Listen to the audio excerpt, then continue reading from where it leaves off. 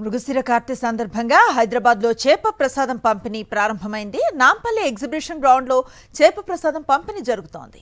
చేప ప్రసాదం కోసం జనం బారులు తీరారు. తెలంగాణ రాష్ట్రం నలుమూలల నుంచే కాకుండా పొరుగు రాష్ట్రాల నుంచి సైతం ప్రజలు పెద్ద సంఖ్యలో నాంపల్లి ఎగ్జిబిషన్ గ్రౌండ్స్ కు తరలివచ్చారు.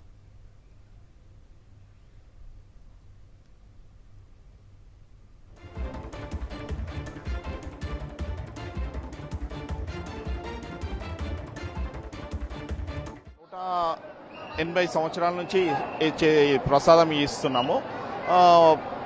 1845 నుంచి ఇది స్టార్ట్ అయింది. ఇప్పుడు మాది 6th జనరేషన్ అండి.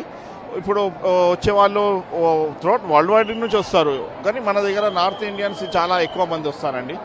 మళ్ళీ ఇవాళ ఇప్పుడు 9 o'clockకి స్టార్ట్ అయింది. రేపు నైట్ వరకు కంటిన్యూ ఇట్లానే ఉంటుందండి.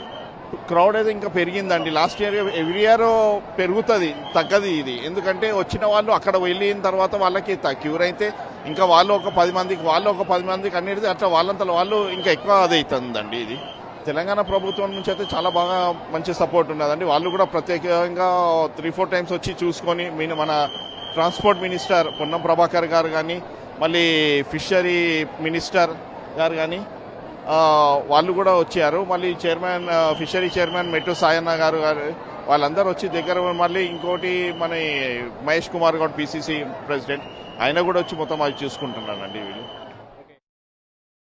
మరిన్ని అప్డేట్స్ కోసం ఛానల్ ను సబ్స్క్రైబ్ చేయండి. నోటిఫికేషన్స్ కోసం బెల్ ఐకాన్ పై క్లిక్ చేయండి.